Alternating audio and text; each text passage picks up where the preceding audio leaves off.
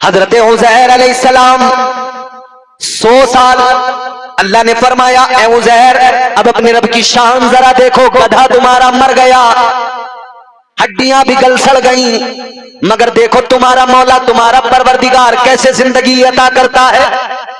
अल्लाह ने फरमाया ए उज़ैर आवाज लगा के कह दो अल्लाह का हुक्म है, ए मेरे गधे की हड्डियों जमा हो जाओ, गोश्त पहन लो।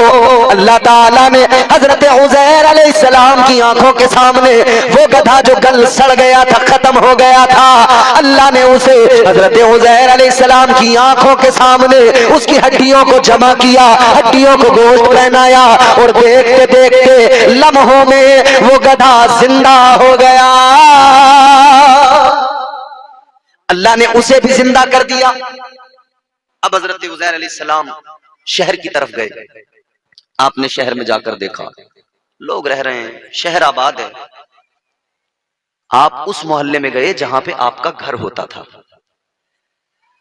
आपने उस मोहल्ले में जाकर देखा एक बूढ़ी औरत है, आंखों से अंधी है, नाबीना, मफलूज है, फालिज है। उसको आपने उस औरत से पूछा ए बूढ़ी खातून क्या ये उज़ैर अलैहिस्सलाम का घर है? कहने लगी हाँ उज़ैर अलैहिस्सलाम का घर तो है, मगर वो रो के कहने लगी कि 100 साल हो गए उन्हें गायब हुए, आज तक उनका पता नहीं लगा, पता नहीं क्या हुआ उनका। हजरत उज़ैर अलैहिस्सलाम ने फरमाया ए बूढ़ी औरत मैं जो तेरे सामने खड़ा हूं मैं ही उज़ैर हूं। वो कहने लगी मैं कैसे मान लूं? कहती है उज़ैर अलैहिस्सलाम अगर अल्लाह की बारगाह में दुआ किया करते थे तो अल्लाह उनकी दुआ को कबूल करता था। चलो मान लूंगी, मगर पहले मेरे लिए दुआ करो, अल्लाह मेरी आंखों में रोशनी दे दे, अल्लाह मेरी फालिज को दूर कर दे। हजरत उज़ैर अलैहिस्सलाम से कहती है फिर मान लूंगी। आपने अल्लाह की बारगाह में हाथ उठाए, हजरत उज़ैर अलैहिस्सलाम दुआ करने लगे ए मेरे मौला, ए परवरदिगार, इस बूढ़ी औरत की आंखों में नूर अता कर दे, या अल्लाह इसकी बीमारी को खत्म कर दे, या अल्लाह इसके फालिज को दूर कर दे। इधर हजरत उज़ैर अलैहिस्सलाम ने दुआ फरमाई, उधर अल्लाह ने दुआ को कबूल किया, उस औरत की आंखों में रोशनी भी आ गई, अल्लाह ने उसकी बीमारी को भी दूर फरमा दिया। अरे देखो तो जरा अल्लाह की कुदरत के जलवे, अल्लाह की कुदरत को जरा जानो तो सही। बुढ़िया बिल्कुल तंदुरुस्त हो गई, ठीक हो गई। अब जो इसने देखा कि हाँ वाकई तुम उज़ैर अलैहिस्सलाम, आपने फरमाया कि कहां है सारे सब मेरे घर वाले, जरा मुझे मिलाओ उनसे। उसने कहा मेरे साथ चलो। हजरत उज़ैर अलैहिस्सलाम को लेकर गई एक ऐसी जगह पर जहां पर ये सारे लोग बैठे हुए थे, इनके खानदान वाले भी थे और भी थे, वहां लेकर गई। वहां जाकर इसने कहा कि लोगों ये देखो उज़ैर अलैहिस्सलाम आए हैं। अब जो भी देखे मानने को तैयार नहीं, जो भी देखे मानने को क्यों? क्योंकि जब अल्लाह ताला ने इनको नींद के आलम में 100 साल तक यूं रखा था, उस वक्त में जब ये पेड़ से टेक लगा के सोए थे ना, 40 साल उम्र थी उस वक्त। कितनी जोर से? 40 साल की, दाढ़ी बिल्कुल काली थी। और जब 100 साल के बाद में अल्लाह ने फिर से जिंदा किया ना, तो 40 ही साल उम्र थी, दाढ़ी फिर भी पूरी काली थी, उम्र फिर भी 40 साल ही थी। समझ रहे? हजरत उज़ैर अलैहिस्सलाम के जो बेटे थे उनकी उम्र हो गई थी 118 साल। उन्होंने कहा भाई आप हमारे अब्बा कैसे हो सकते हैं, आप 118 साल के, हम 40 साल के। हजरत उज़ैर अलैहिस्सलाम ने फरमाया नहीं बेटा मैं तुम्हारा बाप ही हूं। तो कहा कि मेरे बाप की एक निशानी मुझे याद है, मेरे वालिद उज़ैर अलैहिस्सलाम की कमर पे पीछे पुष्ट पे कांधों के दरमियान एक मस्सा था जो चांद की शक्ल का था, आप कमीज उतार के दिखाएं, अगर वो है तो हम मान लेंगे। आपने अपनी कमीज उतारी, देखा तो वो निशान यूं ही मौजूद था। बेटे ने कहा वाकई निशान तो वही है, मगर फिर भी जरा लोग हैरत में थे। एक आदमी कहने लगा कि हजरत उज़ैर अलैहिस्सलाम को तौरात पूरी मुकम्मल ज़बानी याद थी, तौरात के हाफिज थे, तो लिहाजा अगर आप उज़ैर अलैहिस्सलाम हैं तो आप तौरात पढ़कर सुनाइए। हजरत उज़ैर अलैहिस्सलाम ने तौरात पढ़कर सुनाई, तौरात पढ़ना शुरू किया। आपने अल्लाह का कलाम तौरात सुना दिया, मगर मसला यह था कि तौरात के सारे नुस्खे तो बादशाह ने जला दिए थे। अब पता कैसे चले यही तौरात है जो ये सुना रहे हैं?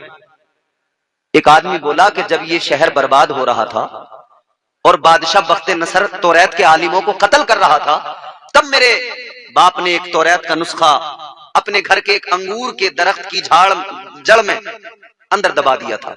तो अगर तुम मुझे ये निशानदेही कर दो, निशान बता दो कि वो अंगूर का दरख्त कौन सा है, तो मैं तुम्हें वो नुस्खा निकाल के दे दूंगा। फिर पता लग जाएगा जो इन्होंने सुनाया है वो तौरात ही है या कुछ और है। तो कुछ लोग जो पुराने थे उनकी याददाश्त में सब था, तो वो साथ गए, उन्होंने वो अंगूर का दरख्त बताया, उसकी जड़ में वहां उन्होंने मिट्टी खोद खाद के जब निकाला तो तौरात का नुस्खा बरामद हो गया, निकाल लिया। तौरात का नुस्खा निकाला, जब उसको मैच किया तो हर्फ बहर्फ वही था जो हजरत उज़ैर सुना रहे थे, क्योंकि अल्लाह का पैगंबर अल्लाह का कलाम सुना रहा था। जो हजरत उज़ैर ने सुनाया वही नुस्खे में पाया। अब लोगों ने मान लिया कि वाकई आप अल्लाह के पैगंबर हजरत उज़ैर अलैहिस्सलाम है। अजीजाने गिरामी उल क़द्र, हजरत उज़ैर अलैहिस्सलाम ने फिर अपनी कौम के दरमियान जिंदगी गुजारी। कहने का मकसद ये है, ये अल्लाह की ही तो ताकत है, ये अल्लाह ही की तो शान है कि बेटा 118 साल का हो गया और बाप अभी भी 40 साल की उम्र का है। 100 साल तक अल्लाह ने मुर्दा रखा और 100 साल के बाद में जब अल्लाह ने चाहा, उसकी मर्जी उसकी कुदरत, उसने दोबारा जिंदा फरमा दिया। तो जिंदगी और मौत अल्लाह के इख्तियार में है। न कभी मौत से घबराएं, न कभी जिंदगी की ज्यादा फिक्र करें कि अरे साहब ये कैसे होगा, वो कैसे होगा, ये कैसे होगा, अरे साहब मर जाएंगे, अरे साहब ये हो जाएगा, अरे साहब कुछ नहीं। अल्लाह का खौफ एक बार दिल में आ गया ना, सारी दुनिया का खौफ निकल जाएगा।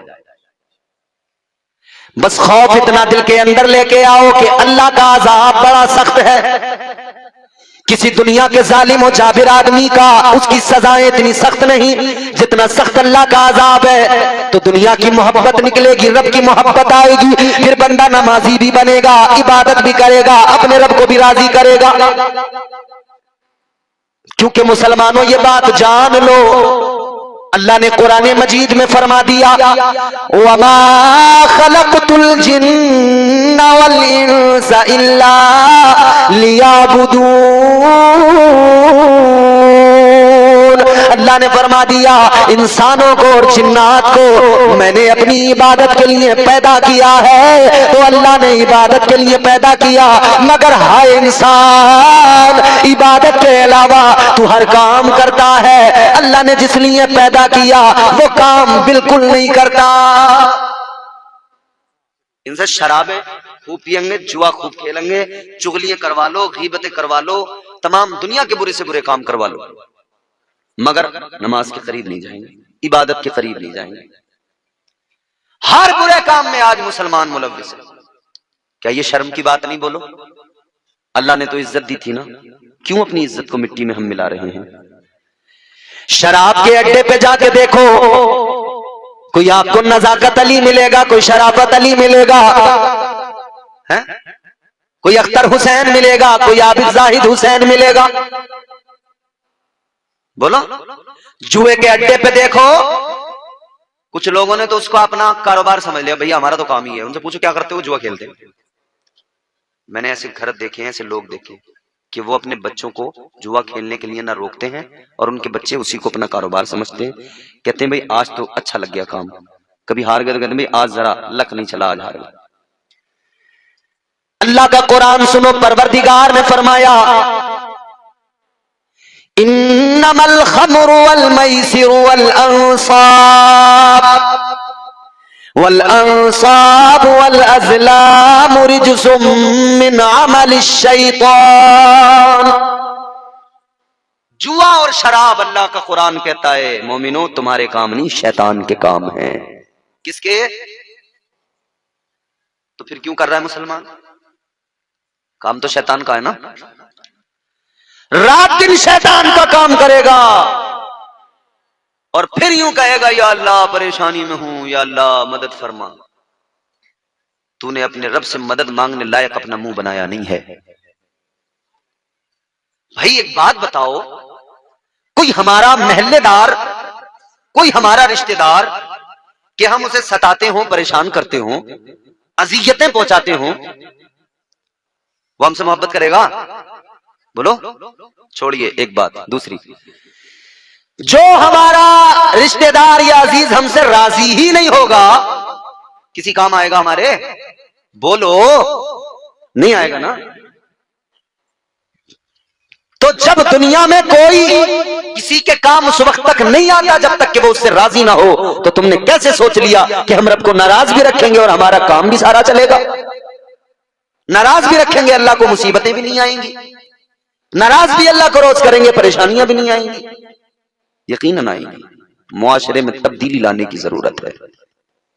जलसा सजाना बहुत अच्छी बात है, मगर जलसे में बैठकर अपनी जिंदगी को बदलने के नुस्खे यहां से हासिल करना और वो तरीके जान लेना कि जिंदगी कैसे बेहतर बनेगी, वो जिंदगी कैसे बनेगी कि जिसमें अल्लाह भी राजी हो और अल्लाह के महबूब भी राजी हो, ये जरूरी है, ये बेहद जरूरी है।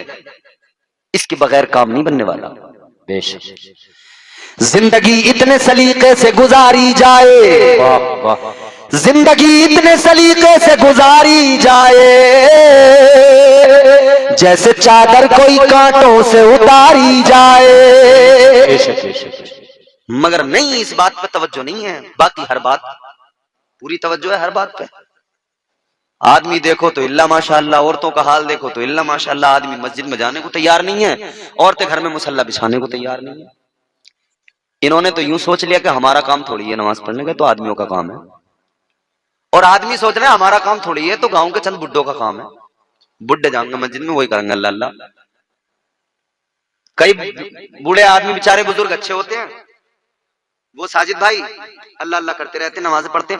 कई बुड्ढे तो मैंने ऐसे खुखार देखे हैं कि रात में खांसी भी उठ रही है, इसे उठ भी रहा है, और 3 बजे इसकी आंख खुली और 3 बजे ने बीड़ी सूती एक और फिर सो गया दोबारा। और अगर नींद भी नहीं आई तो पड़ा बिस्तर पे, ये उठ के अल्लाह को राजी करने को तैयार नहीं है। एक पैर इसका कब्र में है और इसे पता है कि अब मेरी तैयारी हो चुकी है। इधर मालूम है कि कब्र में मारेंगे बहुत फरिश्ते, मगर यूं उल्टा हुआ। सर्दियों में देखो तो लिहाज यूं बैठा, बीड़ी सूत रहा दर और खांस रहा खोल खोल खोल, और मस्जिद में जाने को तैयार नहीं है। तो जिस घर का बुड्ढा ही नहीं आएगा उस घर का जवान कैसे जाएगा बोलो? भाई बच्चे तो माँ बाप से सीखते हैं। हमने ये देखा है कि अगर बाप कहीं चौपाल पे रोजाना 1 घंटा 2 घंटा बैठता हो तो बच्चा ठहरा, बाप को ढूंढता वो वहीं पहुंच जाता है। वहीं जाके अपने बाप के दाएं बाएं, बाप जुए के अड्डे पे बैठा हो तो बच्चा वहीं पहुंचेगा, वहीं दाएं बाएं। तो जुआरी का बच्चा जब जुए के अड्डे पे पहुंच के देखेगा मेरा अब्बा कर क्या रहा है, तो मुझे बताओ वो भी वही सीखेगा या नहीं सीखेगा? सीखेगा। मगर हमें कोई फर्क नहीं पड़ता। आज मुसलमान अपने दीन की, आज मुसलमान अपने दीन की खुद ही मजाक उड़ाए। इन्हें क्या हो गया है, इन्हें क्या हो गया है।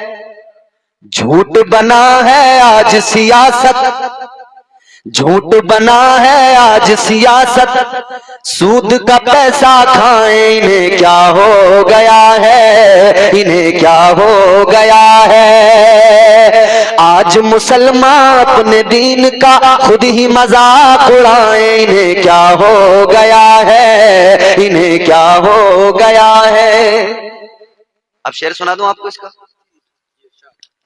सैयद साहब पहले वो ब्लैक एंड व्हाइट टीवी चलते थे, उनकी तस्वीरें हिलती रहती थी, और अलिफ लैला के दीवाने उस घर में धावा बोलते थे जहां पे वो टीवी होता था। वहीं पहुंचे और बच्चे उस दौर के जिसके घर टीवी उसके घर जब पहुंचे तो वो उससे चीनी मंगवा रहा, दाल मंगवा रहा, सरफ मंगवा रहा, साबुन मंगवा रहा, करके काम करवा रहा। पानी भर दो बेटे पहले, फिर देख लो। शक्तिमान देखने गए थे मगर उसने इन्हीं शक्तिमान बना दिया। बेटे जरा पहले दाल लेके आओ फिर देखियो शक्तिमान है। अच्छा वो बड़ा एक चलन चला था भाई, शादी में टीवी जरूर चाहिए। लोगों को एक बड़ा गर्व हुआ था उस वक्त में, टीवी चाहिए। एक आदमी ऊपर एंटीना हिला रहा है, एक बीच में खड़ा है, वो बता रहा है थोड़ा सा और, जरा सा और, बस बस बस बस बस हो गया साफ। होता ना नहीं ये हालात। तो मुसलमान मतलब उस वक्त में भी टीवी के पीछे दीवाने थे, और अब तो हाथ में मोबाइल आ गया। अब तो पूछो, अब टीवी की कोई जरूरत ही महसूस नहीं करते। मगर उस दौर के हिसाब से अगर हम बात करें तो ये बंद उसी के हवाले से है। लड़के की शादी में बीवी मिली है ससुराल से, सारे मोहल्ले में धूम मची है किस शान से। लंबी छड़ी पे छतरी लगाएं, लंबी छड़ी पे छतरी लगाएं, सबको फिल्म दिखाएं, इन्हें क्या हो गया है, इन्हें क्या हो गया है। बल्कि अब तो यूं कह सकते हैं, बच्चों को ये फोन दिलाएं, गलत रास्ता दिखाएं, इन्हें क्या हो गया है, इन्हें क्या हो गया है। अच्छा, हमारी औरतों ने भी बिल्कुल पीछे नहीं हटी, पर्दे से इतनी दूरी बनाई इन्होंने। इन्होंने कहा आदमियों तुम्हारी मजाले कुछ कह सकते हो, जब तुम ही नहीं हो सही तो हमें क्या कहोगे। तो पहले ही दुपट्टा यूं ओढ़ती थी बिल्कुल कायदे से, फिर इन्होंने कहा कि छोड़ो इसे, तो वो जो है फिर स्टाइल में जरा यूं गले में आ गई, फिर वो अब गले से भी निकल गया, वो ऐसे साइड में डाल लिया। और शादी ब्याह का मौका हो तो दुपट्टे का काम ही खत्म कर दिया इन्होंने, कहां उठाए फिरेंगे उसे, बोझ है बेवजह छोड़ दिया इन्होंने। और बुरके पहने पर्दे करने के लिए तो बुरके ऐसे कि अल्लाह रहम फरमाए, पूरा जिस्म नुमाया नजर आ रहा है, आंखें दिखाई दे रही हैं जैसे डकैतों की आंखें दिखाई देती थी। डांका मारने वाला डकैत आंखें दिख नहीं है, पूरा मुंह छुपा हुआ। आंखें बड़ी खतरनाक होती हैं भाई, आंखों का कनेक्शन दिल से होता है। भाई हम किसी को देखते हैं तभी तो दिल उसको पसंद करता है, तो पहला कसूर आंखों का। देखा जो हुस्ने यार तबीयत मचल गई, आंखों का था कसूर, छुरी दिल पे चल गई। छुरी दिल पे बाद में चलती है, पहले आंखें जुर्म करती है। अब अगर औरतों से कहने जाए पर्दा करो, मुंह ढको, पहले वाली औरतें थी वो बुजुर्ग, उनका बारीक सा एक कपड़ा होता था जो आंखों पे भी होता था, बारीक सी जाली होती थी तो आंखें नजर नहीं आती थी। अब वाली कह रही है मौलाना दिल का पर्दा है, आंखों का थोड़ी है। इससे पूछो तेरा दिल तो खुद ही अल्लाह ने पर्दे में रखा है। अबे अब तो आंखों का ही पर्दा है जो दिखाई दे रही है, डीब ले, इन्हें बंद कर ले। फैशन की रोशनी में बुर्का जो पहना खवातीन ने,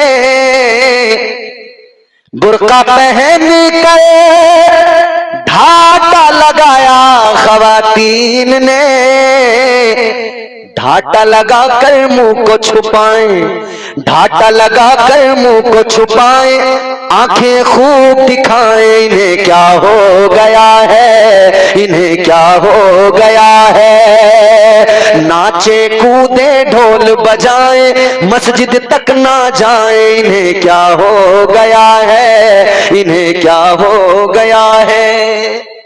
मुहर्रम में ढोलिया बजा लेंगे, कव्वालियों में ढोलिया बजा लेंगे, रबीउल अव्वल में डीजे ये बजा लेंगे, मस्जिद में नहीं जाएंगे।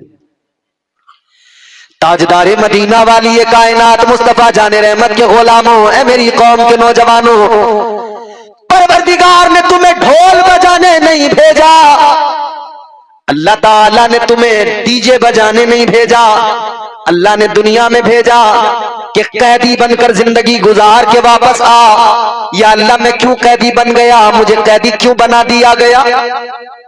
भाई कैदी कोई जुर्म करता तभी तो कैद खाने में जाता है, या अल्लाह हमारा जुर्म क्या है, क्यों है हम कैदी। ऐ लोगों अपनी किस्मतों पे नाज करो, ये दुनिया की जेलों में जो कैदी होते हैं ये जुर्म करके जाते हैं, लेकिन हम वो कैदी नहीं है, हम दुनिया के कैद खाने में हैं। अल्लाह ताला ने हमें हुस्ने मुस्तफा का असीर बनाया है, जुल्फे मुस्तफा का असीर बनाया है। अल्लाह ताला ने हमें ताजदारे मदीना की मोहब्बत में कैद किया है। अल्लाह ने हमें हुजूर की मोहब्बत में कैदी बनाया, हम हुजूर की मोहब्बत में गिरफ्तार हैं। हमारे लिए सबसे पहले अल्लाह और उसका महबूब है, बाद में सारी कायनात है। तो आओ अपनी दुनिया को संवारने की कोशिश की जाए, अपने मुस्तकबिल को बेहतर बनाने की कोशिश की जाए।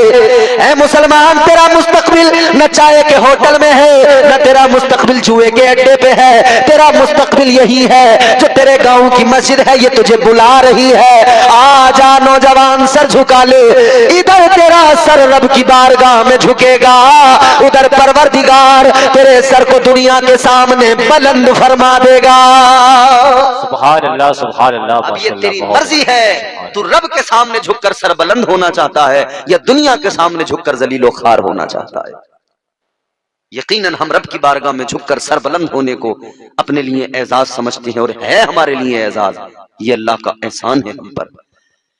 दुनिया से दिल ना लगाओ अजीजो, अपने आका से मोहब्बत करो, वाली कायनात से प्यार करो, जाने कायनात से प्यार करो। ऐसा करो, ऐसा करो जैसा मेरे नबी के सहाबा ने किया।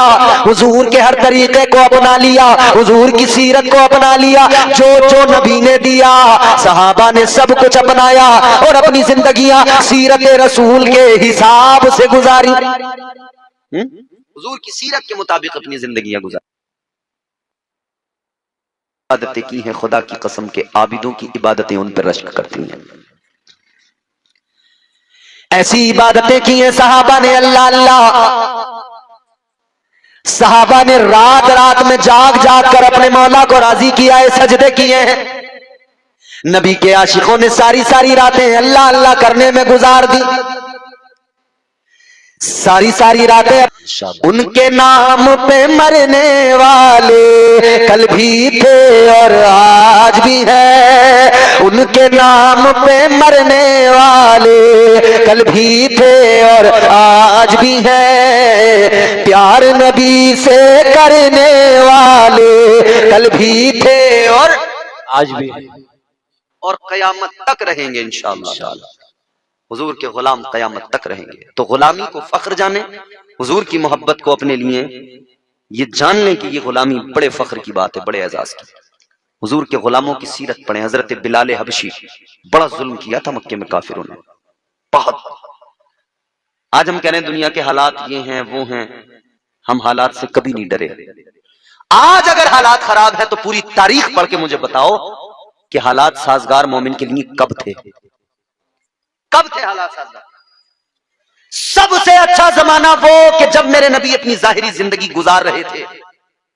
सबसे प्यारा जमाना वो, बोलो, हुजूर मदीने की गलियों में टहल रहे थे, हुजूर गुलामों के अंजुमन में बैठे थे। उससे अच्छा कोई जमाना है? ये भी जमाना मेरे हुजूर का ही और हर जमाना मेरे हुजूर का ही है। मगर वो जब जाहिरी जिंदगी के साथ हुजूर सहाबा के दरमियान मौजूद थे, तबलीग कर रहे थे, मक्के के अंदर थे, हालात साजगार थे उस वक्त। मक्के में हुजूर इस्लाम की तबलीग कर रहे हैं, हालात साजगार थे। एक अकेले मेरे आका फारान की चोटी पे खड़े होकर हुजूर ने ऐलान नबूवत किया, ऐलान तौहीद किया। फरमाया, या अय्युहन्नास क़ूलू ला इलाहा इल्लल्लाह, ऐ लोगों पढ़ो ला इलाहा इल्लल्लाह, दिल से मानो अल्लाह एक है, वही इबादत के लायक है, उसके अलावा कोई माबूद नहीं है। कौन था? कौन था? सारे के सारे वो थे जो बुतों की परस्तिश कर रहे थे। एक अकेले मेरे आका ने आवाज बुलंद की, बताओ हजारों में एक खड़ा हो, क्या उसके लिए हालात साजगार होते हैं? आज करोड़ों की तादाद में होकर अगर हम बुज़दिली का शिकार हो जाएं और यूं कहने लगे हालात साजगार नहीं है, तो तारीख की सफात पलटने की जरूरत है। जब लाखों के मजमे में खालिद बिन वलीद अकेले खड़े हुए थे, नहीं थे। मोमिन के लिए कभी हालात साजगार नहीं थे। मोमिन फकत अपने रब की जात पे भरोसा करके दिल में इश्क नबी लेकर अल्लाह की अदालत लगी होगी। कल मैदान महशर में सारे इंसान जमा होंगे, अव्वलीन आखिरीन सब जमा होंगे। और फरमाया मेरे हुजूर ने एक दिन 50,000 साल का। गर्मी में दिन जरा बड़ा हो जाता है, रात जरा छोटी हो जाती है। चिलचिलाती धूप हो, इधर देखो चाचा, चिलचिलाती धूप हो, गर्मी का मौसम हो, दिन दोपहर, वो दोपहर का वक्त ऐसा लगता है कि कितना खतरनाक वक्त है, बाहर निकला नहीं जाता। मगर वो मैदान महशर एक दिन 50,000 साल। ताजदारे मदीना वाली कायनात मुस्तफा जाने रहमत के प्यारे दीवानों, 50,000 साल का एक दिन अल्लाह ताला की अदालत कायम होगी। परवरदिगारे आलम की हैबत, जलाले खुदाबंदी, सारे इंसान नाज़रीन सब के सब नफसी नफसी नफसी नफसी डर के आलम में, खौफ के आलम में फिक्र ये होगी आज न जाने क्या होगा, आज कैसे बेड़ा पार होगा। आज अगर अल्लाह ताला अदल से काम ले ले हमारा तो काम ही नहीं बनेगा, और अगर उसका दरियाए रहमत जोश में आ जाए तो वो गुनाहगारों को भी जन्नती बना दे। सारे फिक्र में, परेशानी के आलम में, आज न जाने क्या होगा। हजरत आदम को सारी उम्मतें तलाश करेंगी। फरमाया गया हजरत आदम को जब तलाश किया जाएगा, आप बरेली चले जाएं, किसी का नाम मालूम हो, एड्रेस मालूम ना हो, शहर में बंदे को तलाश करना हो, कितना वक्त लगेगा। एक नाम के कई लोग भी होते, एक आदमी को तलाश करना हो बरेली शहर के अंदर, तो वो हमसे तलाश नहीं किया जाए इतनी आसानी से, तो फिर वहां तो कोई एक शहर नहीं, पूरी दुनिया अव्वलीन आखिरीन तमाम इंसान मौजूद होंगे। भाई हजरत आदम को तलाश करना इतना आसान काम तो नहीं होगा। ताजदार मदीना वाली कायनात मुस्तफा जाने रहमत के गुलामों, हजरत आदम को जब तलाश किया जाएगा, फरमाया गया 500 साल का जमाना लग जाएगा हजरत आदम को तलाश करने में। 500 साल लग जाएंगे, इतना वक्त फकत एक हजरत आदम को तलाश करना। अच्छा चलो, आप बड़ी मुश्किल से बड़ी मशक्कत से किसी को तलाश करें, उससे कोई काम हो, उसके दरवाजे पे पहुंचे, फिर वो आपसे कहते हैं काम नहीं बनेगा, तो कैसा फील होता है, कैसा लगता है। यार बड़ी मुसीबत से बड़ी मुश्किल से तलाश किया और इसने भी मना कर दिया काम नहीं बनेगा, तो बड़ी फिक्र की बात होती है। 500 साल में हजरत आदम को तलाश किया जाएगा। हजरत आदम को तलाश करके जब उम्मतें कहेंगी, ऐ आदम आप दुनिया के पहले इंसान, पहले बशर, आप पैगंबर खुदा, आप अल्लाह के नबी, अल्लाह ने आपको नबूवत का ताज ज़र्री अता फरमाया, इज्जतें अल्लाह ने अता फरमाई। ऐ पैगंबर खुदा आज हम परेशानी में है, आज हमारा बेड़ा पार कीजिए, आज हमारे सिफारिशी बन जाइए। हजरत आदम कहेंगे इज़हबू इला गैरी, हजरत आदम कहेंगे किसी और के पास चले जाओ, मैं ये काम नहीं कर सकता। आप सोचें जरा उस वक्त कैसा महसूस होगा। हजरत आदम इनकार कर देंगे। हजरत आदम फरमाएंगे ऐ लोगों, मुझे तो अपनी फिक्र लगी है, मैंने कल जन्नत के अंदर दाने गंदम खाया था, मुझे फिक्र लगी है, अगर आज अल्लाह ने मुझसे वो सवाल कर लिया तो मैं अल्लाह को क्या जवाब दूंगा। हजरत आदम ने इनकार किया, उम्मतें आगे बढ़ी, हजरत नूह की बारगाह में गई, उनका भी इनकार, हजरत दाऊद की बारगाह में उनका भी इनकार, हजरत इदरीस की बारगाह में उनका भी इनकार। सारे नबी सारे रसूल इनकार कर देंगे, सारे लोग फिक्रमंद हो गए, परेशान हो गए, अब क्या होगा, अब हमारा क्या बनेगा। तब कोई कहेगा ऐ गम के मारो घबराते क्यों हो, आमिना के लाल की बारगाह में चले जाओ। तब आवाज आएगी घबराओ नहीं, अल्लाह का महबूब तो है। आदम ने इनकार किया तो क्या हुआ, अल्लाह ने शफाअत का सेहरा तो मुस्तफा के सर पे बांध रखा है। तो बरेली से आवाज आई, कलंदर पुकार के कहने लगा, आशिक सादिक पुकार के कहने लगा, जिसके माथे शफाअत का सेहरा रहा, जिसके माथे शफाअत का सेहरा रहा, उस जबीने सादत पे लाखों सलाम। आप चाहें तो बोल सकते हैं सुभान अल्लाह, और दिल ना चाहे तो भाई जबान तुम्हारी, मेरा कोई जोर नहीं आपकी जबान पर। आदमी की अपनी जबान, अपनी मंशा, अपनी मर्जी। मैं तो इतना कहता हूं, बोलोगे तो सवाब पाओगे, नहीं बोलोगे मेरा तो कोई नुकसान है नहीं, बोलोगे तो थोड़ा मेरा भी फायदा है, ज्यादा तुम्हारा भी फायदा है। क्योंकि जब आप सुभान अल्लाह कहेंगे तो अल्लाह ताला सुभान अल्लाह के बदले नेकियां अता फरमाएगा। बात मेरी हो बिल्कुल मत मानो, बात इन उलमा की एहसान भाई की हो मत मानो, लेकिन जब मुस्तफा फरमाएं तो याद रहे मुस्तफा का हर कौल सच्चा है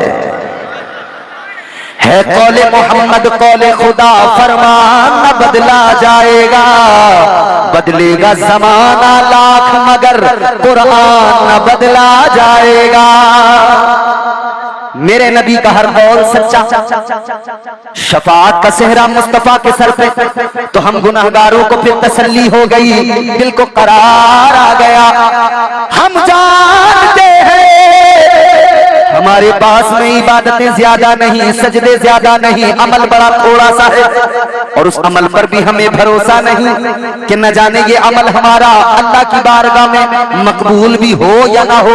सजदे तो कर लिए, कबूल करना तो अल्लाह का काम है, रुकू तो कर लिए, कबूल करना तो अल्लाह का काम है, इधर नमाजें तो पढ़ ली, कबूल करना अल्लाह का काम है, हज तो कर लिया, कबूल करना अल्लाह का काम है, ज़कात तो दे दी, कबूल करना अल्लाह का काम है। मगर हम इतना जानते हैं कि परवरदिगार करीम है, वो अपने बंदों से प्यार फरमाता है। जब बंदा रब की बारगाह में आता है, अल्लाह ताला अपने बंदे के थोड़े अमल को भी कबूल फरमाता है। हमें अपने अमाल पे भरोसा नहीं है, रब की रहमत पे भरोसा है, अपने अमाल पे भरोसा नहीं है, हमें मुस्तफा की शफाअत पे भरोसा है। हम जानते हैं कि जैसे हमारा दुनिया में काम नबी के सदके चल रहा है, ऐसे ही हमारा काम कब्र में भी नबी के सदके चलेगा, हश्र में भी नबी के सदके चलेगा। और हम तो कहते हैं तेरे नाम के सहारे। बुजुर्ग लोगों से कोई शिकवा नहीं, लेकिन जवानों तुम्हें छोड़ा नहीं जाएगा। जोर से बोलो सुभान अल्लाह। तेरे नाम के सहारे, तेरे नाम के सहारे मेरा नाम चल रहा है, तेरे नाम के सहारे मेरा नाम चल रहा है, तेरे नाम के सहारे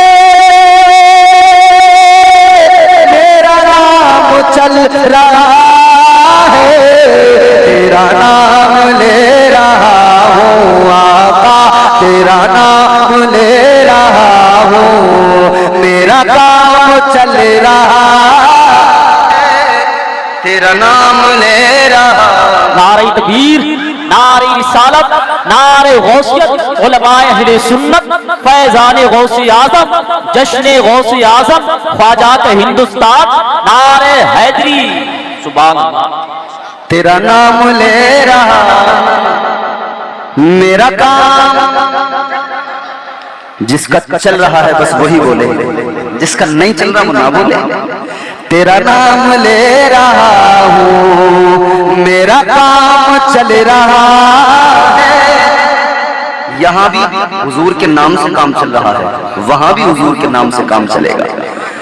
ताजदारे मदीना वाली ये कायनात मुस्तफा जाने रहमत का नाम ही ऐसा, यहाँ भी काम आता है, कब्र में भी काम आएगा, हश्र में भी काम आएगा। याद रखना मेरे अजीजों, हर हाल में आका से मोहब्बत करो, आका से प्यार करो। हुजूर की मोहब्बत बेहद जरूरी है। तो अल्लाह का हम पे सबसे बड़ा एहसान कि उसने हमें अपना प्यारा महबूब अता फरमाया। ए बच्चे, ए आराम से बैठो बच्चों, बिल्कुल आराम से बैठो बेटे और तकरीर सुनो। काम चल रहा है हुजूर के नाम से, हुजूर के सदक़े में, और चलेगा इंशाअल्लाह। तो ये अल्लाह का एहसान है हम पर। अच्छा, इसके बाद अल्लाह ने हुजूर के सदक़े में ही कायनात को बनाया। 1,24,000 अंबिया इकराम हुजूर के ही सदक़े में, हुजूर की ही खबरें देते हुए दुनिया में तशरीफ लाए। वो भी इज्जत और अजमत और कमालात अल्लाह ने उनको अता फरमाए थे। हजरत आदम अलैहिस्सलाम अल्लाह ने मौजिज़ात, कमालात, इज्जतें, अजमतें अता फरमाई सारे नबियों को। ताजदारे मदीना वाली ये कायनात मुस्तफा जाने रहमत के गुलामों, अल्लाह ताला ने अंबिया अंबिया अंबिया मबऊस फरमाए, अल्लाह ने रसूलों को भेजा। मगर फिर परवरदिगार ने इस उम्मत को, आखिरी उम्मत को, अपना बेहतरीन प्यारा महबूब रसूल अता फरमाया। हुजूर पर नबूवत का दरवाजा बंद, रिसालत का दरवाजा बंद, मेरे मुस्तफा खातिमुन नबिय्यीन बनकर तशरीफ लाए। तो इस उम्मत का हुजूर के बाद में यूं तो हर हाल में, हर वक्त में मेरे मुस्तफा इस उम्मत के निगहबान हैं, लेकिन फिर भी अल्लाह ने और मजीद करम फरमाया। अल्लाह ने इस उम्मत को औलिया अता फरमाए, परवरदिगार ने इस उम्मत को औलिया अता फरमाए। बाकी उम्मतों को भी अल्लाह ने औलिया अता फरमाए थे, मगर जिस तरह ये उम्मत लाजवाब, जिस तरह इस उम्मत का नबी लाजवाब, इसी तरह इस उम्मत में आने वाले औलिया लाजवाब। मगर अजीजों, आज जो आपने जलसा सजाया है वो शहंशाह बगदाद की मोहब्बत में सजाया है। तमाम वलियों के ताजदार बगदाद वाले पीर, पीराने पीर है, सरकार गौसे आजम है वो के जिनके लिए मेरे इमाम ने कहा, सरकार आला हजरत ने कहा, वाह क्या मर्तबा ए गौस है बाला तेरा, ऊंचे ऊंचों के सरों से कदम आला तेरा, क्या रबे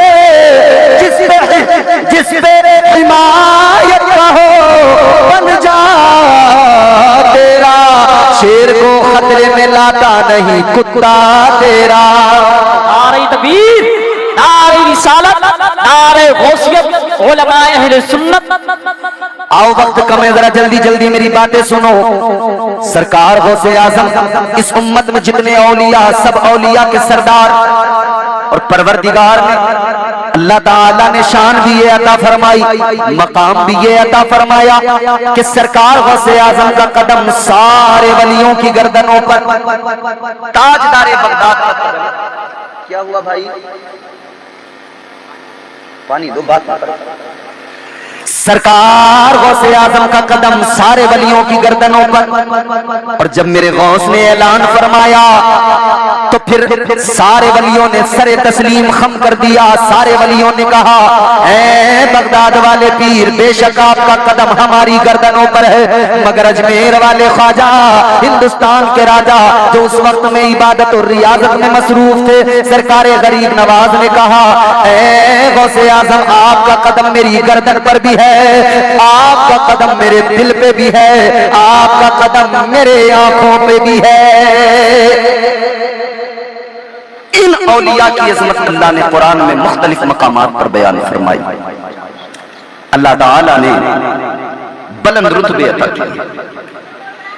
सरकार गौसे आजम की मोहब्बत में आने वालों, ये बच्चे तुम्हारे हमारे बैठे हैं, यकीनन ये बच्चे जाते होंगे मदरसों में पढ़ने के लिए, तालीम हासिल करने के लिए। और जब ये बच्चे जाते हैं ना मदरसे में, तो किसी बच्चे को उसका बाप छोड़ने जाता है मदरसे में, किसी बच्चे को उसका भाई छोड़ने जाता है। अच्छा, स्कूलों में जो बच्चे जाते हैं उनके लिए जरा स्पेशल इंतजाम होता है, उन्हें स्कूल वैन में भेजा जाता है, या ज्यादा अमीर आदमी है तो पर्सनल गाड़ी से ड्राइवर छोड़ने जाता है, प्रोटोकॉल होता है। मगर मेरे अजीजों गौर करो, बच्चा किसी का भी जाए मदरसे में, माँ बाप बड़ी मोहब्बत से भेजते हैं। किसी का बाप मदरसे में पहुंचाने जाता है, किसी का भाई पहुंचाने जाता है, प्रोटोकॉल। मालदार का बच्चा स्कूल में जाए, स्पेशल गाड़ी पहुंचाने जाती है, प्रोटोकॉल।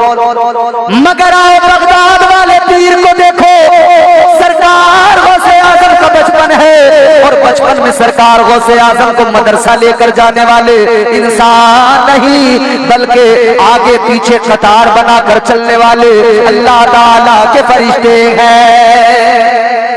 अल्लाह के फरिश्ते आगे आगे पीछे पीछे चलते हैं, ऐलान करते जाते हैं, ऐ दुनिया वालों जरा रास्ता दो, ये जो बच्चा मदरसे में जा रहा है कोई आम बच्चा नहीं है, ये वलियों का ताजदार है। मदरसे में जाते हैं, ऐलान हो जाता है फरिश्तों का, जगह दे दो, जगह दे दो, आने वाला कोई आम बच्चा नहीं है, बल्कि ये वलियों का ताजदार है। वो है सरकार गौसे आजम। इस उम्मत के औलिया की शान देखो। आओ जरा मेरे अजीजों गौर करो, सरकार गौसे आजम का मकाम और मर्तबा भी समझो। फिर मैं आपको कुरान जरा सा सुना के थोड़ा वलियों की शान भी बयान करता चलूं, ताकि आपको समझ में आए जिस पीर की अजमत बयान की जा रही है, ये सिर्फ अकीदतन हम अपनी तरफ से कुछ नहीं कहते, बल्कि जिसका सबूत है वही बात हम किया करते हैं। मोहब्बत से बोलो सुभान अल्लाह। अल्लाह ताला ने कुरान मजीद में वलियों की अलामतें भी बयान फरमाई, निशानियां भी बयान फरमाई। अल्लाह ने इनकी अजमत और रिफात का भी ऐलान किया। पहले ये समझे वली कौन होता है, अल्लाह ने किसको वली कहा। कुरान सुनिए, अल्लाह ने निशानियां अलामतें बयान फरमाई। परवरदिगारे आलम ने ऐलान फरमाया, वल्लज़ीना यबीतूना लिरब्बिहिम सुज्जदन व क़ियामा। अल्लाह ताला ने ऐलान फरमा दिया, हर किसी को वली न समझना। आपकी बस्ती में न जाने कितने आएंगे, आपके गांव में न जाने कितने आएंगे, विलायत का चोला ओढ़कर पीर बनकर आएंगे, मगर वो जितने भी आने वाले आए, उन आने वालों को देखना और कुरान पढ़ के समझना। कुरान जिसको वली बताए उसे वली मान लेना, और जिसकी कोई निशानी कुरान में ना मिले उसे हर हाल में वली तस्लीम न करना। पहली चीज आप समझे, कुरान ने बयान फरमाया वल्लज़ीना यबीतूना लिरब्बिहिम सुज्जदन व क़ियामा। अल्लाह ने फरमाया वली वो होता है जो रातों को जाग कर कयाम करता है, रुकू करता है, सजदे करता है। जो रातों को जाग जाग कर अल्लाह की इबादत करे वो अल्लाह का वली। बोलो।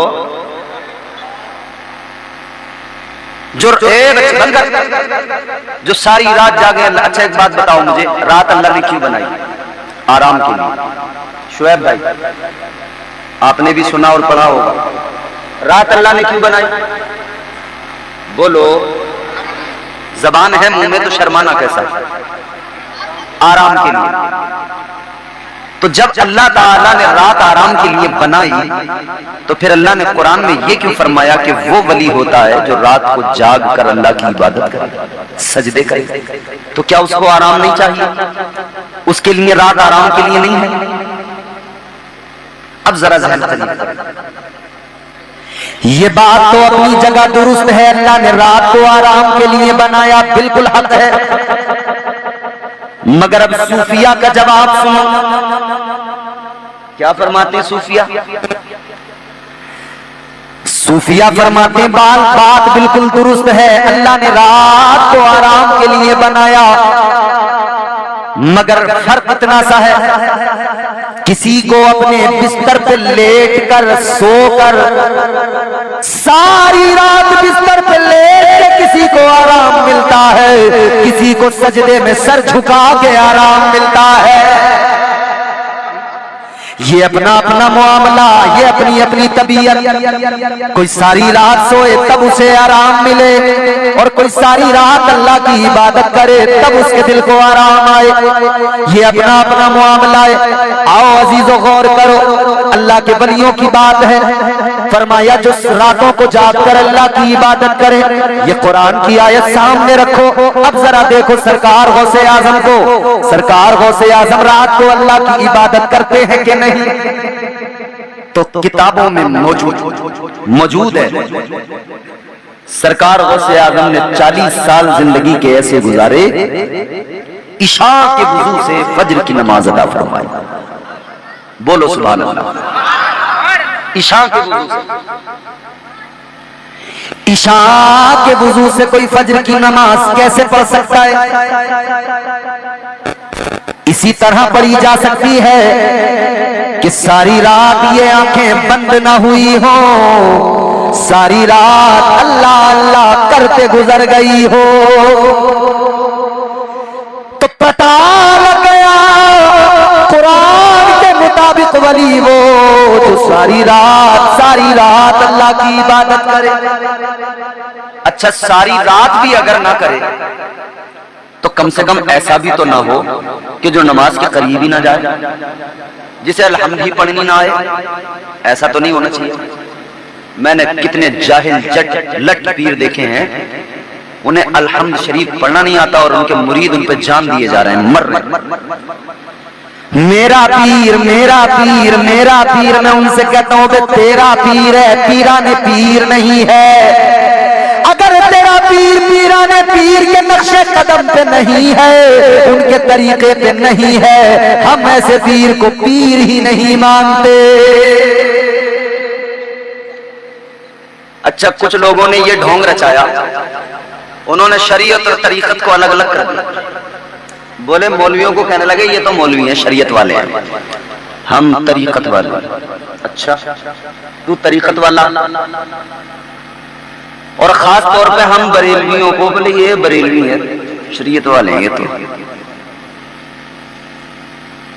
और जितने नाचने वाले, झूमने वाले, सुल्फे पीने वाले, चरस पीने वाले, बिस्मिल्लाह जिसे पढ़नी ना आती हो, वो कह रहा है मैं तरीकत वाला हूं। वो तरीकत वाला अपने आप को बता रहा है। अच्छा जी, शरीयत और तरीकत, याद रहे शरीयत और तरीकत अगर एक दूसरे से जुदा होती तो इसका सबसे पहला सबूत सरकार गौसे आजम की जिंदगी से हमें मिल जाता। सरकार गौसे आजम पीराने पीर हैं, उनसे बड़ा तो पीर नहीं है ना तू। उन्होंने शरीयत को अलग क्यों नहीं किया भाई? अगर तरीकत शरीयत से बिल्कुल अलग है तो सरकार गौसे आजम शरीयत को तरीकत से अलग कर देते और फरमाते कि मैं तरीकत वाला हूं और ये शरीयत वाले। एक जुमला मेरा याद रखना अजीजों, हर आलिम वली नहीं होता, समझना, हर आलिम वली नहीं होता, मगर ये याद रखना हर वली आलिम जरूर होता है। हर वली आलिम जरूर होता है। कोई मदरसे में जाके पढ़ता है तो किसी को मुर्शिद की निगाहों से जाम मिल जाते हैं।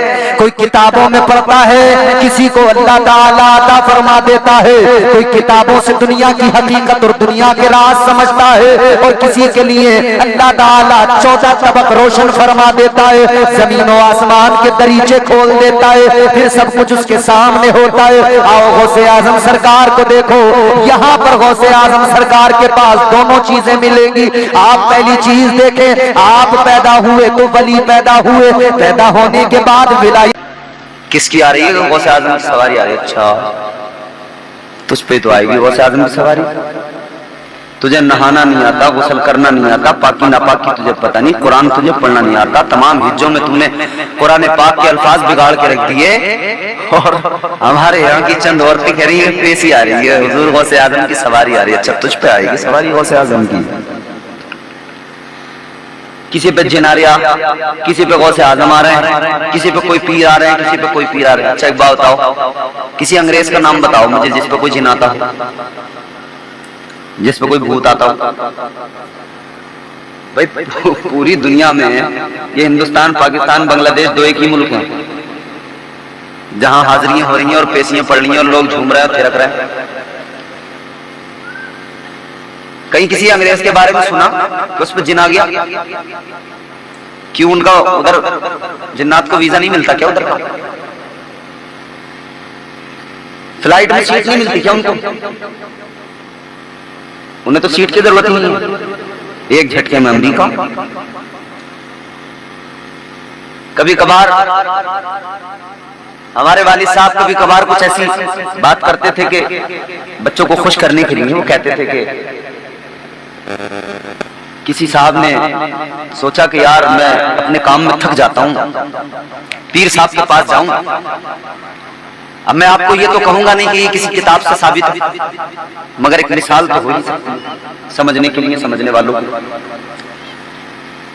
कहा कि काम बड़ा है और मैं थक जाता हूं, अकेला हूं, इतना काम हो नहीं पाता, पीर साहब से कहूंगा कोई जिन देने मुझे ताकि मेरा काम आसान हो जाए। पीर साहब के पास जाके कहने लगा, पीर साहब कोई जिन दे दो, काम ज्यादा है।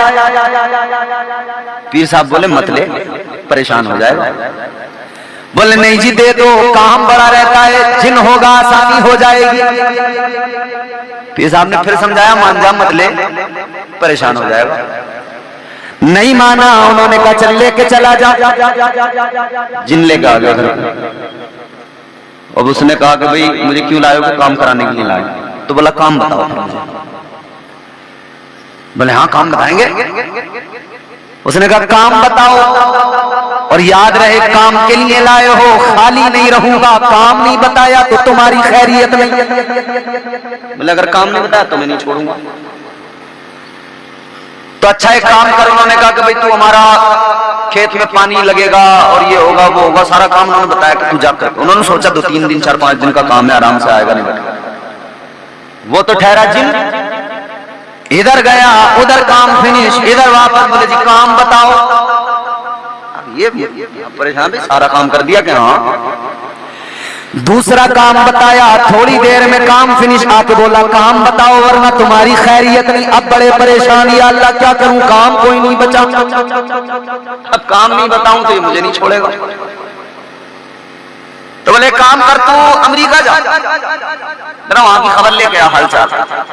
अब इन्होंने सोचा 7 समंदर पार अमेरिका गया है, आएगा महीनों में लौट के। ये यूं गया यूं वापस। बोला जी सब कुछ ठीक है, ये हालात हैं, ऐसा है वैसा है, सारी खबर सुनाई। बोला काम बताओ नहीं तो खैरियत। अब ये बड़े परेशान, या अल्लाह क्या करूं। फिर खैर इन्होंने कहा भाई किसी और मुल्क में चला जा, वहां जाके देखते आ जरा क्या हालात है। वही से इधर भेजा और ये भागा जल्दी पीर के पास। बोला पीर साहब बचा लो। पीर साहब बोले क्या हुआ? बोले जिन तो बड़ा परेशान कर रहा है। क्या मतलब? बोले काम नहीं बताता हूं तो कहता तुझे नहीं छोड़ूंगा, तेरी खैर नहीं, काम बता। तो पीर साहब बोले मैंने तो तुझसे कहा था, तू ही नहीं माना मेरी बात। का साहब अब तो बचा दो। अच्छा एक काम कर, अब जैसे ही वो आए ना और कहे काम बताओ, तो बोले एक कुत्ता लेके जाना रास्ते से पकड़ के और उससे कहना ये जो कुत्ते की दुम है टेढ़ी, इसको जरा सीधा कर दे। उन्होंने कहा ठीक है। जैसे ही जिन लौट के आया, बोला काम बताओ वरना तुम्हें नहीं छोड़ूंगा। इसने कहा काम है। बोले क्या है? बोले जो कुत्ता है ना इसकी जो दुम है इसे सीधा कर दे। उन्होंने कहा भी करता हूं। जिन ने यूं पकड़ा, यूं सीधा किया, जैसे छोड़ा बोलो, फिर पकड़ा, फिर सीधा किया, जैसे छोड़ा। कुत्ते की दुम सीधी होती है बोलो।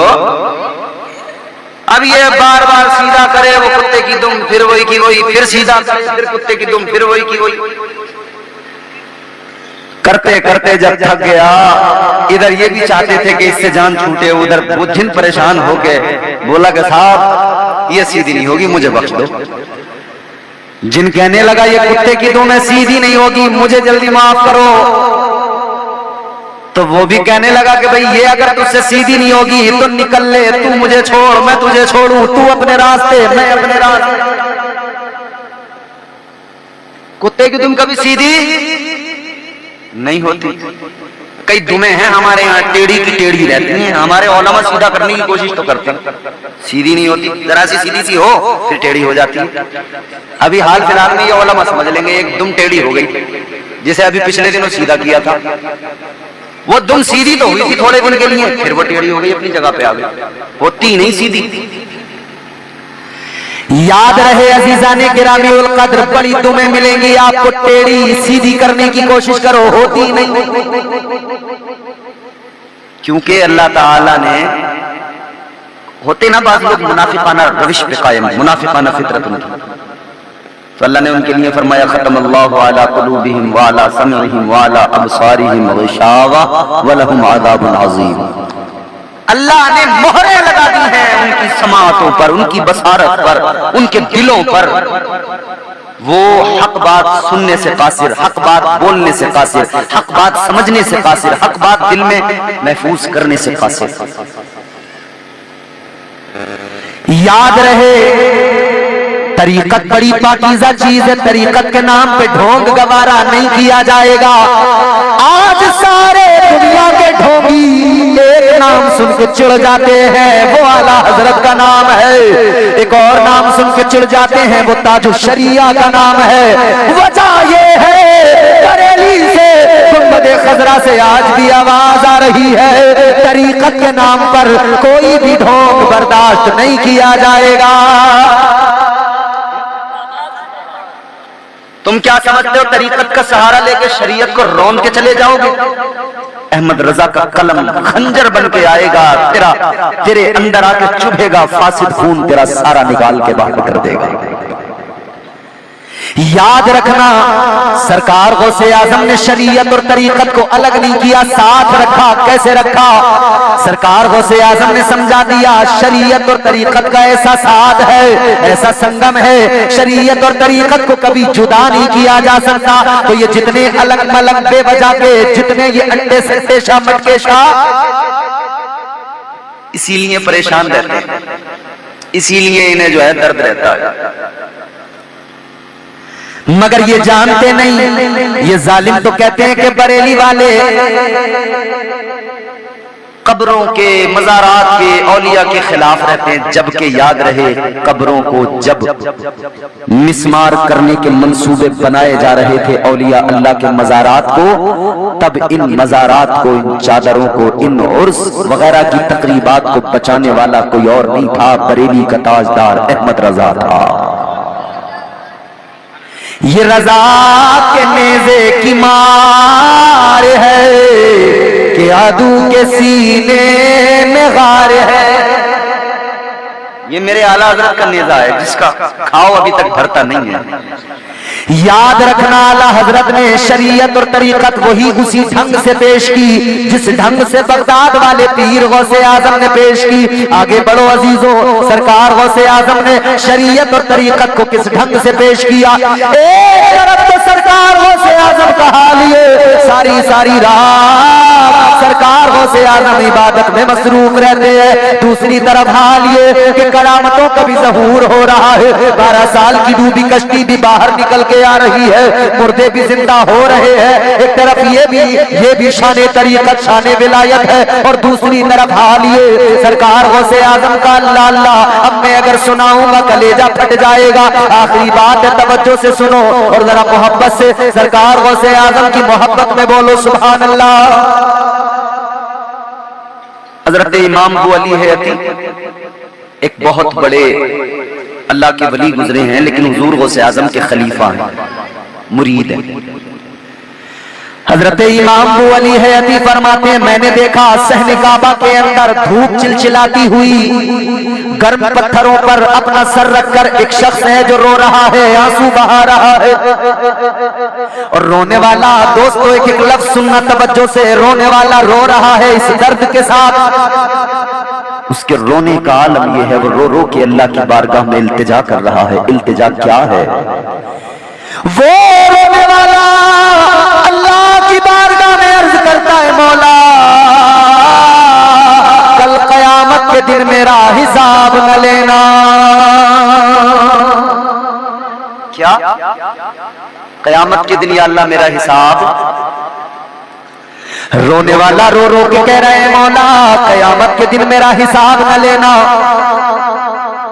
और मजीद रो के रोने वाले ने कहा, या अल्लाह अगर हिसाब लेना जरूरी हो जाए तो ऐ मेरे मौला मुझे अंधा कर देना, मुझे नाबीना कर देना।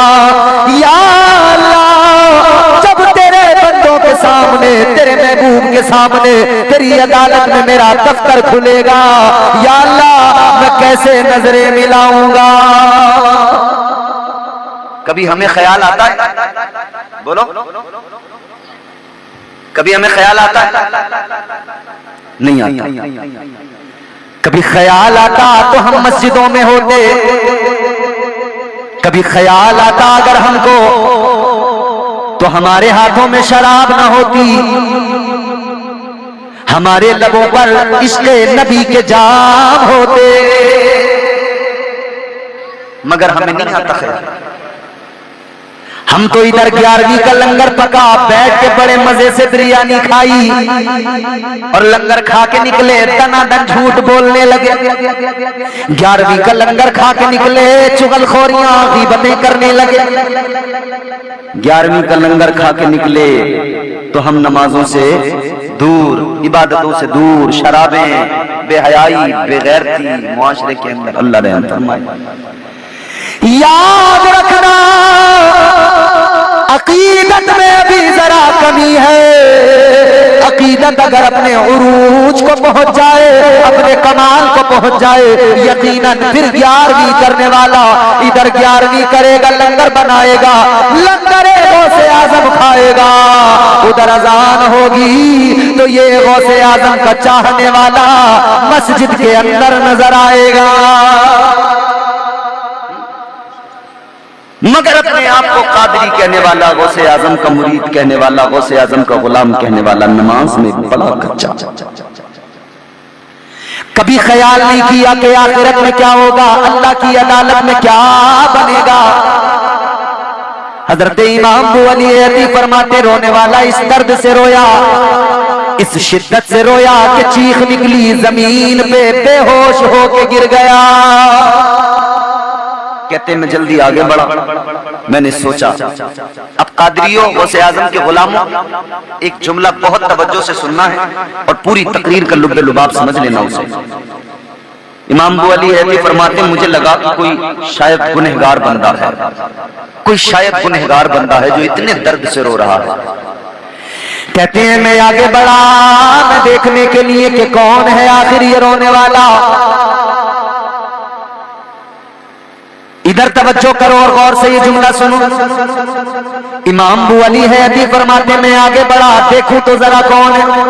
फरमाते जब मैंने करीब जाके देखा कलेजा मुंह को आ गया। कहते जब मैंने आगे जाके करीब जाके देखा मेरा कलेजा फट गया। फरमाने लगे वो रोने वाला कोई गुनहगार नहीं था, वो वलियों के सरदार गौसे आजम थे।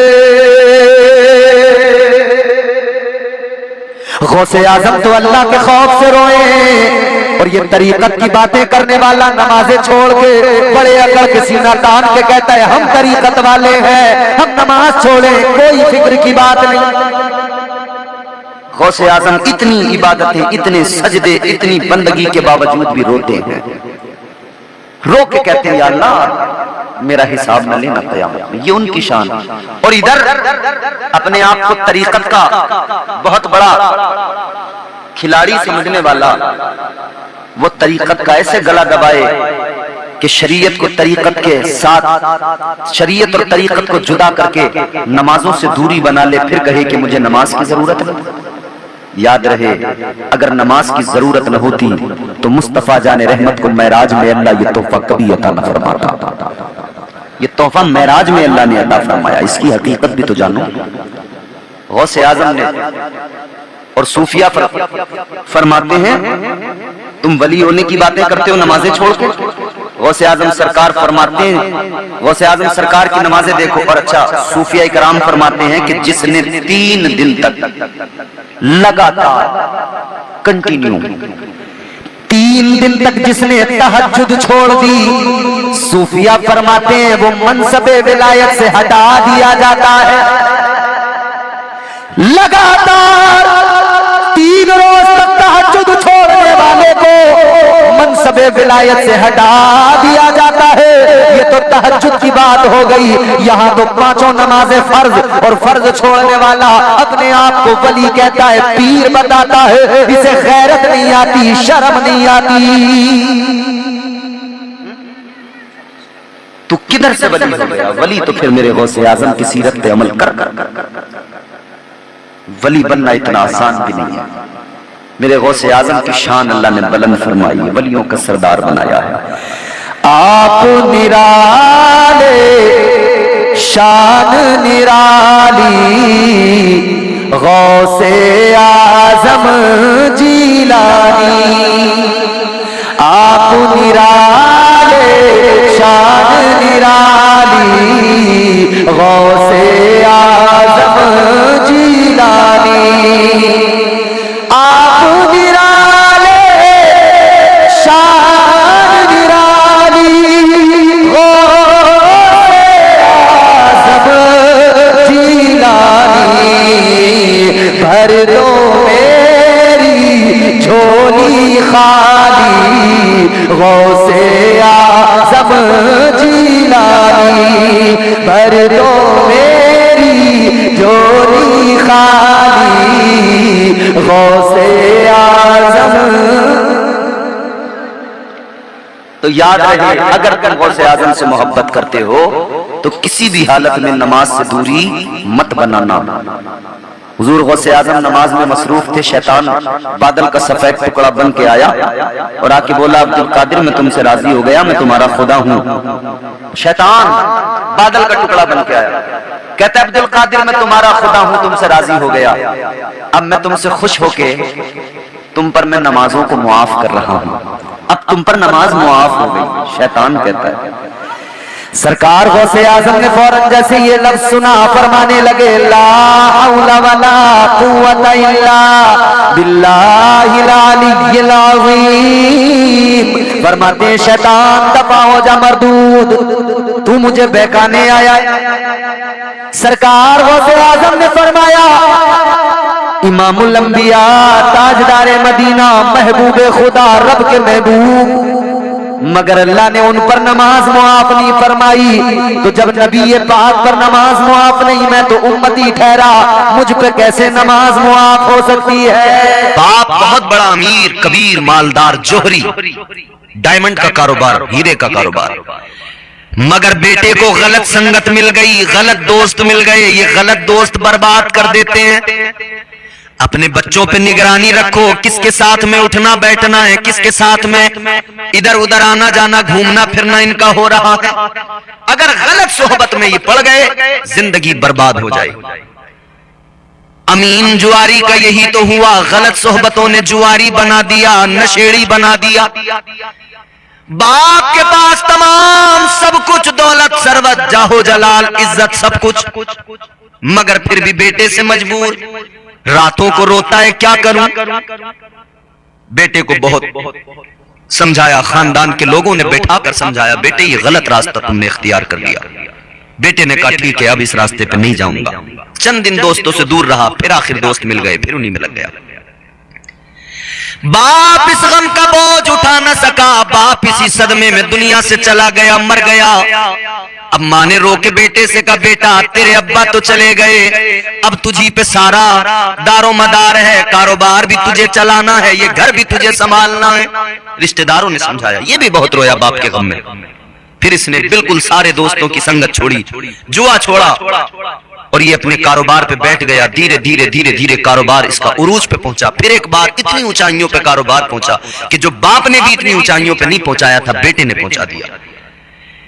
लेकिन हाय फिर एक वक्त ऐसा आया, फिर एक दिन कोई दोस्त मिल गया, फिर बहला फुसला के वो दोस्त अपने ग्रुप में शामिल करके ले गए। अब फिर वो कारोबार जो ऊंचाइयों पर था डूबने लगा, सारा जुए में पैसा हारने लगा, बर्बादी की कगार पे पहुंच गया। अब नौबत ये आई कि दुकान भी बिक गई, सब कुछ बिक गया, मकान भी बिक गया, बर्बाद हो गया। अब जब बर्बाद हुआ तो बड़ा रोया।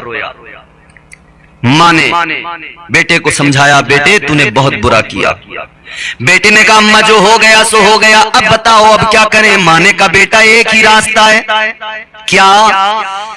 कहा देख बेटा गरीब नवाज की छठी आ रही है, काफिले अजमेर जा रहे हैं, चल हम भी गम के मारे ख्वाजा की बारगाह में चलते हैं, ख्वाजा की बारगाह में भीख मांग लेना। अल्लाह अकबर। वो अमीन जुआरी चला, बारगाह गरीब नवाज के लिए रखते सफर बांधा है। क्या इसके पास कुछ भी नहीं, फटे हाल है, मगर बारगाह गरीब नवाज में जाके रोया, गिड़गिड़ाया, दुआ मांगी, ख्वाजा मैं तेरी बारगाह में आ गया हूं। ख्वाजा ने इसके आने को कबूल किया, इसका दिल बदल दिया। खुदा की कसम ये गरीब नवाज की बारगाह में गया था, कंगाल था, मगर आया तो फिर माला माल होके आया। नजरे करम मेरे गरीब नवाज की हो गई। फिर से वही अमीन जुआरी जो था वो अमीन जुआरी अब अमीन जौहरी बन गया, फिर वही कारोबार। तो ख्वाजा की जिस पर नजरे इनायत हो जाए, मैंने इख्तिसार से ये वाक़या अर्ज किया अजीजों, जिस पर मेरे गरीब नवाज की नजरे करम हो जाए वो दुनिया में भी आखिरत में भी कामयाब हो जाता है। ख्वाजा की छठी और बड़े पीर की 11, सुन्नी न करेगा तो भला कौन करेगा। सारी दुनिया का मुसलमान मुंतजिर रहता है, ख्वाजा गरीब नवाज ताजदारे हिंदुस्तान सैयदुल औलिया फिल हिंद, हम सब के ख्वाजा, भारत के राजा,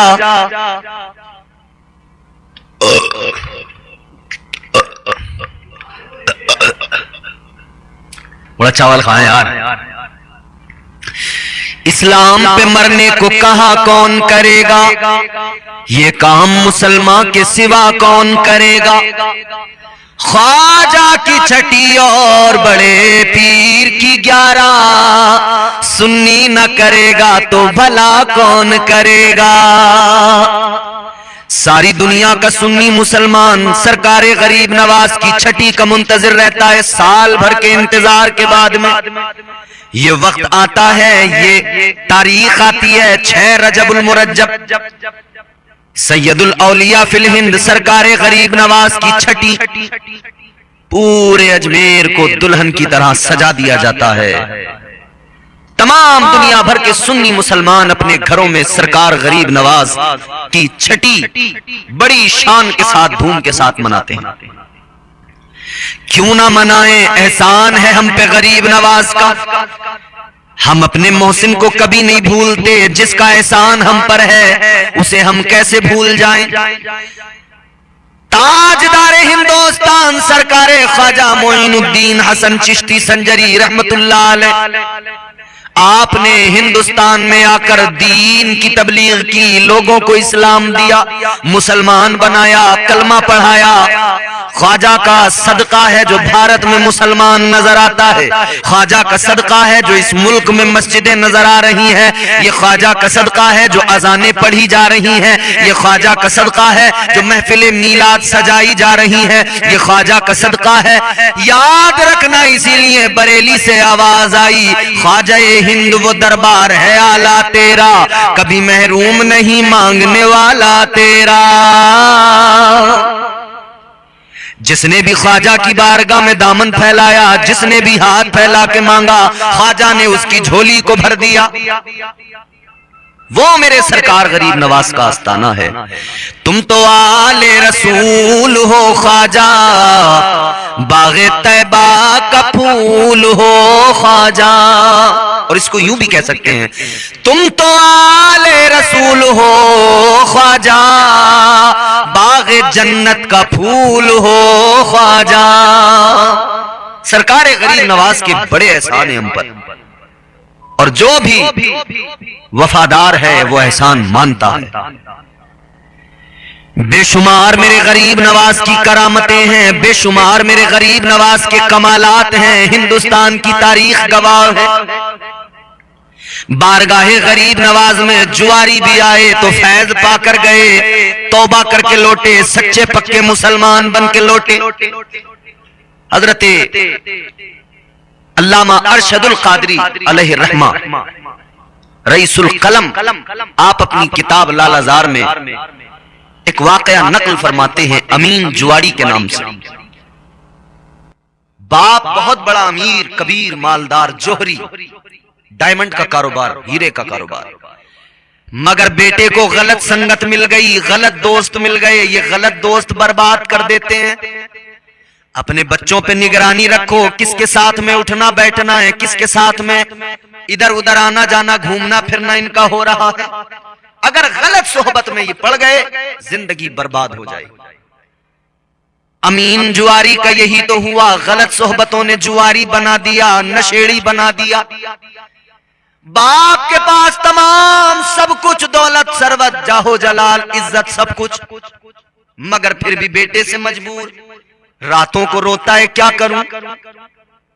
बेटे को बहुत समझाया, खानदान के लोगों ने बैठाकर समझाया, बेटे ये गलत रास्ता तुमने इख्तियार कर लिया। बेटे ने कहा ठीक है, अब इस रास्ते पे नहीं जाऊंगा। चंद दिन दोस्तों से दूर रहा, फिर आखिर दोस्त मिल गए, फिर उन्हीं में लग गया। बाप इस गम का बोझ उठा न सका, बाप इसी सदमे में दुनिया से चला गया, मर गया।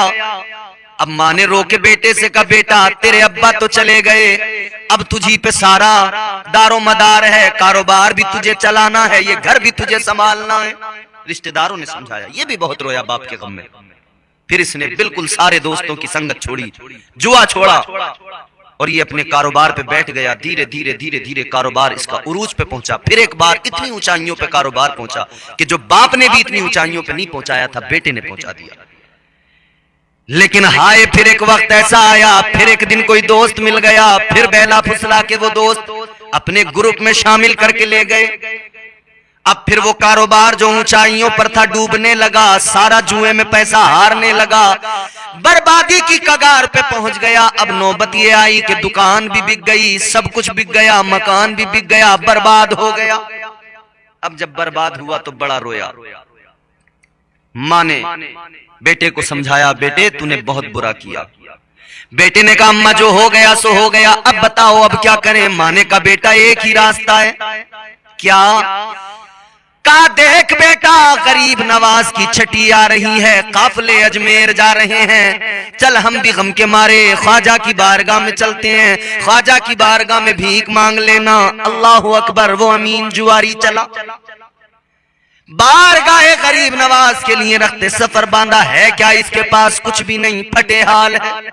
मगर बारगाह गरीब नवाज में जाके रोया, गिड़गिड़ाया, दुआ मांगी, ख्वाजा मैं तेरी बारगाह में आ गया हूं। ख्वाजा ने इसके आने को कबूल किया, इसका दिल बदल दिया। खुदा की कसम ये गरीब नवाज की बारगाह में गया था, कंगाल था, मगर आया तो फिर माला माल होके आया। नजरे करम मेरे गरीब नवाज की हो गई। फिर से वही अमीन जुआरी जो था वो अमीन जुआरी अब अमीन जौहरी बन गया। फिर वही कारोबार। तो ख्वाजा की जिस पर नजरे इनायत हो जाए, मैंने इख्तिसार से ये वाक़या अर्ज किया अजीजों, जिस पर मेरे गरीब नवाज की नजरे करम हो जाए वो दुनिया में भी आखिरत में भी कामयाब हो जाता है।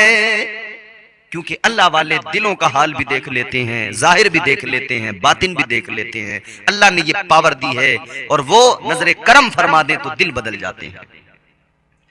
जब करम होता है हालात बदल जाते हैं। गरीब नवाज सरकार ने हिंदुस्तान के मुसलमानों तुम पर बड़ा एहसान किया। हर तरफ यहां पर कुफ्र ही कुफ्र था,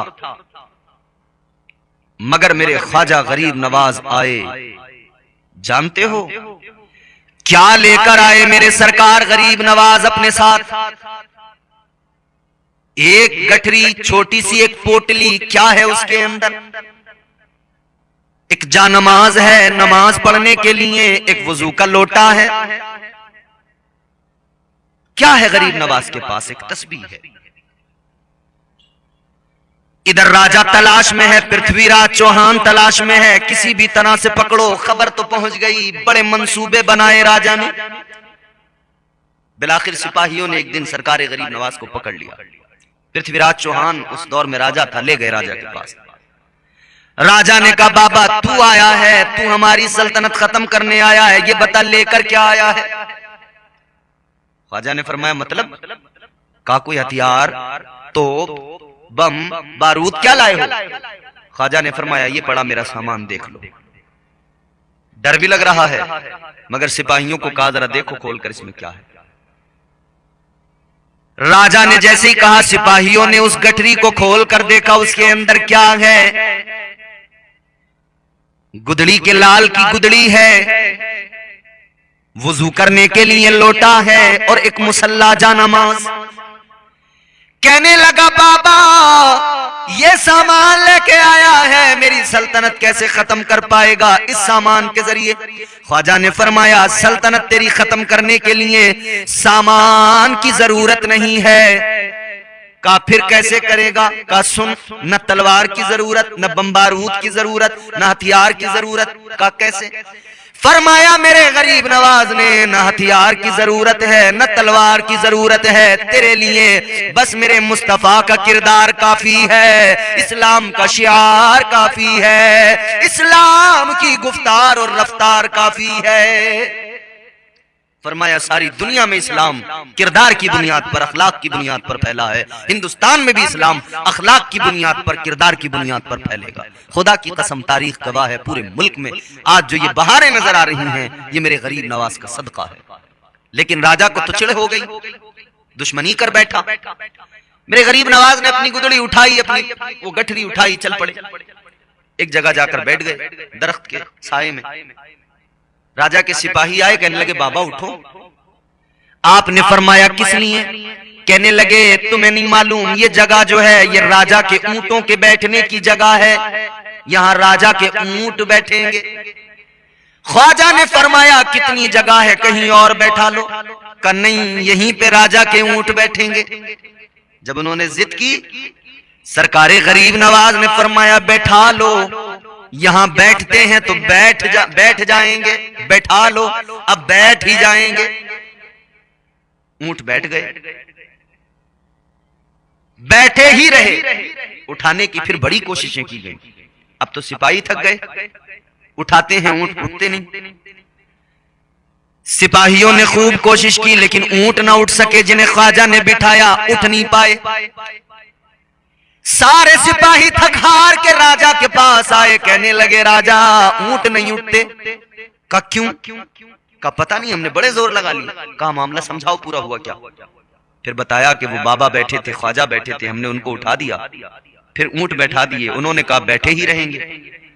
राजा ने कहा जल्दी दौड़ के जाओ, जल्दी जाकर उस फकीर से मुआफी मांग लो, जल्दी जाकर मुआफी मांग लो, वरना याद रखना कयामत तो आ सकती है, ऊंट उठने वाले नहीं हैं, जल्दी माफी मांगो। सिपाही आए, ख्वाजा माफ कर दो, माफ कर दो। मेरे गरीब नवाज ने फरमाया क्या हुआ? कहा ऊंट नहीं उठते। फरमाया जाओ, माफ किया, उठ जाएंगे। अब सिपाही आए, ऊंटों को उठाया, ऊंट सारे उठ गए। अजीजों, ऊंटों को मेरे गरीब नवाज ने बैठा दिया, पूरी सल्तनत उठा न पाई। मुसलमानों को भी मेरे गरीब नवाज ने बसा दिया, अब भी सल्तनत इन्हें उखाड़ नहीं पाएगी। बस गए बसाने वाले ख्वाजा, और हम राजा अपना ख्वाजा को मानते हैं, हम ख्वाजा की सल्तनत में रहते हैं, हमें कोई और कैसे उखाड़ सकता है? हमारे राजा ने, हमारे ख्वाजा ने हमें बसाया है। अजीजा ने गिरामी उल कद्र छठी शरीफ आ रही है मेरे ख्वाजा गरीब नवाज की, खूब आप एहतमाम करें और ख्वाजा के नाम पर लंगर लोगों को, गरीबों को खिलाएं, भूखों को खिलाएं।